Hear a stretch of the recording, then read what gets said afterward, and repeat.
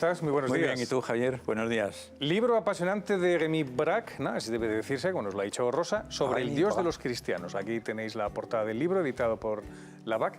¿Qué es lo que aporta este libro para tener un conocimiento del Dios encarnado en Jesucristo, que nos pueda servir de punto de arranque incluso para la oración personal, que pueda servirnos? Mira, muchas gracias por invitarme. Lo primero, Remy Brack es un filósofo francés, nacido en el año 1947, que estudió griego, hebreo, árabe, que se apoyó en Platón, en el mundo de las ideas, en Aristóteles con la metafísica, que se apoyó en la filosofía medieval y que ha escrito bastantes libros. Conocedor de historia, de filosofía y de idiomas, medieval, especialmente de idiomas. Lo de los idiomas es muy importante. Es decir, yo recuerdo, ¿sabes que hace 2 o 3 años la Conferencia Episcopal tradujo la Biblia de nuevo, ¿no? Un trabajo de 10 años, un trabajo muy profundo. Y la gente decía, pero ¿a qué traducís otra vez la Biblia? Digo, mira una cosa, porque el idioma es un ser vivo. Lo que hoy significa una palabra no significaba lo mismo hace 20 años, ni muchísimo menos hace 50. Por eso siempre hay que actualizar las traducciones de la Biblia. Y en eso Remy es un especialista. Y eso revierte de alguna manera. Remy Brack comienza con una afirmación que a mí me encanta, y es: Dios es en sí mismo el mismo para todos los seres humanos. Lo que cambian son las representaciones de Dios.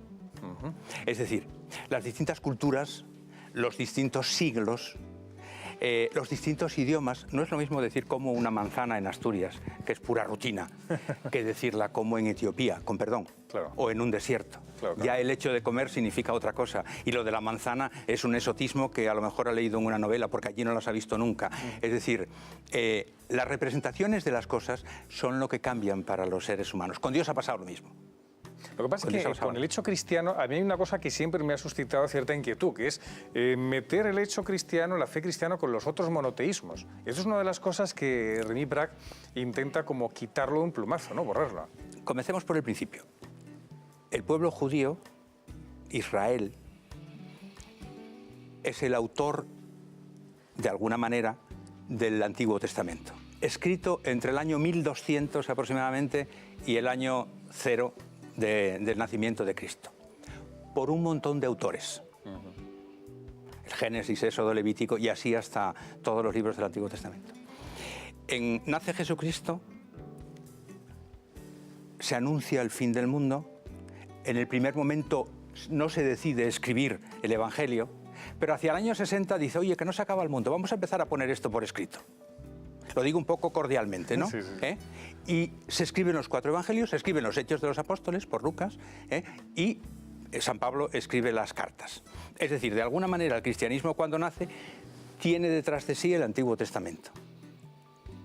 Bueno, de hecho, además, hay una cosa muy interesante, es que Francisco decía que todo cristiano lleva un judío dentro, por así decirlo. Bueno, nosotros rezamos con los salmos todos los días, y con el libro de los profetas, y con el Levítico, etc.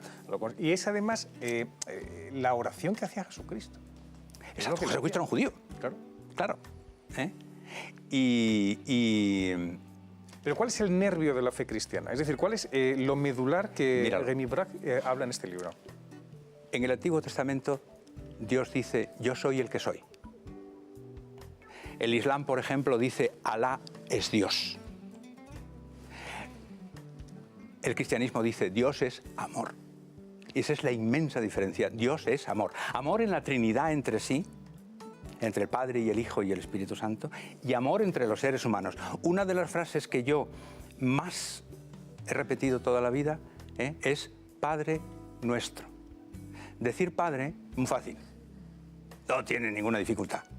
Ahora, lo de nuestro, si aquí hay un gitano, un judío, un moro, un blanco, un negro, un amarillo, es un nuestro también, Padre nuestro, que es una de las características del Dios de los cristianos. Dios es Padre. Sí, porque además hay otras religiones que son politeístas bueno, tan politeístas que tienen la bomba de dioses, por así decirlo. Rosa, eso le pasa al hinduismo, por ejemplo. Sí, ante la pregunta ¿es el hinduismo una religión politeísta? La respuesta tiene que ser sí, porque tiene cerca de 33.000 dioses. Para los hinduistas, todos los elementos o fuerzas de la naturaleza son manifestación de alguna divinidad. Sus 3 dioses más importantes son Brahma, creador absoluto, Vishnu, dios del orden y el equilibrio, y Shiva, de la destrucción, el desorden y el cambio. A pesar de esto, Brahma representa el alma eterna, la realidad absoluta universal. De hecho, existe el brahmanismo, corriente hinduista que está cerca del monoteísmo. Gracias, Rosa. Como veis, esa Trinidad no tiene nada que ver con la Trinidad cristiana, porque no hay ningún elemento en la Trinidad cristiana, está el elemento de Dios, Padre, Hijo y Espíritu Santo, que se aman permanentemente. En la Trimurti, que así es como se denomina hindú, lo que hay es más bien la idea del caos, la idea de la enemistad, etcétera, que es lo que se ve muchas veces en la naturaleza. Pero alguien que conoce muy bien este tema es Ángel Barahona. Ángel, ¿cómo estás? Buenos días. Hola, buenos días. ¿Qué tal? ¿Qué es lo que un creyente, qué es lo que hace un hindú cuando reza? Un hombre creyente, ¿hacia qué divinidad va? Porque tiene tantas, ¿no? Claro.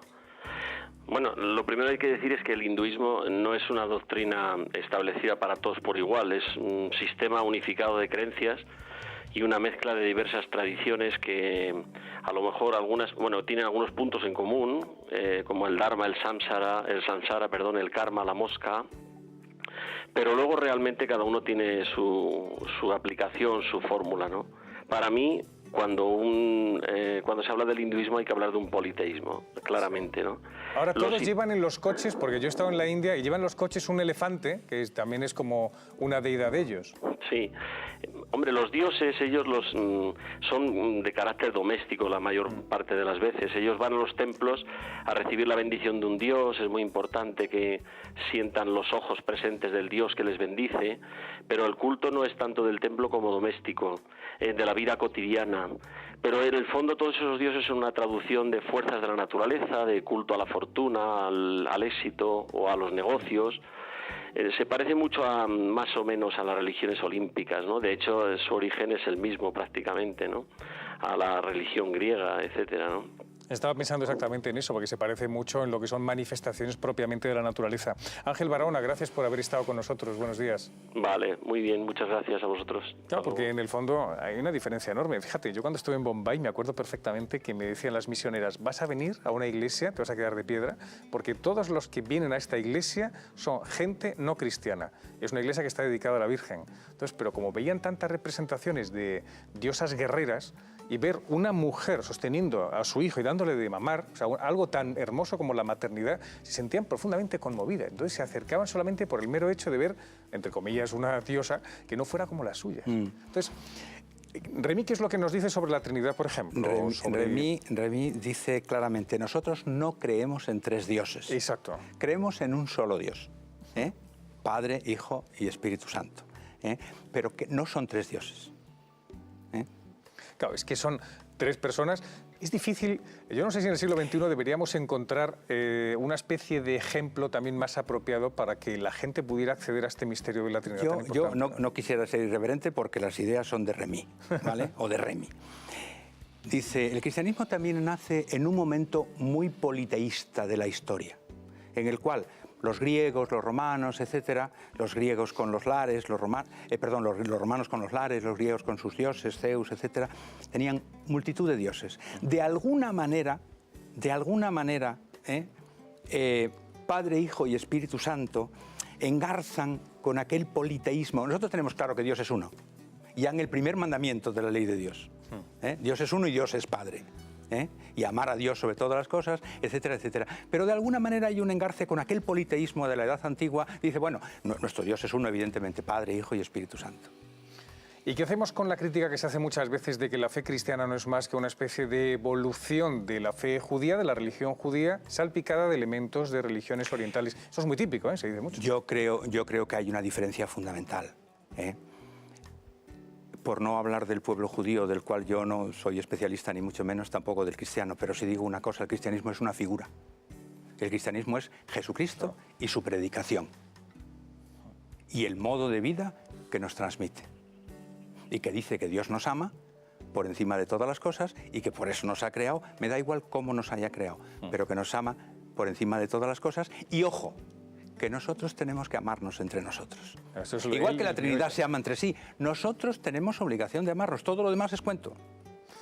Pues José Manuel, gracias por haber estado con nosotros y presentar este libro que ya vemos que está editado en la BAC, la Biblioteca de Autores Cristianos, que está sacando últimamente unos libros apasionantes y queremos además darle mucha vida porque sobre todo libros de este tipo pues llegan mucho al cristiano común que quiere profundizar en su fe cristiana. Gracias por estar con Muchísimas gracias a nosotros. ti por hablamos invitado. Hablamos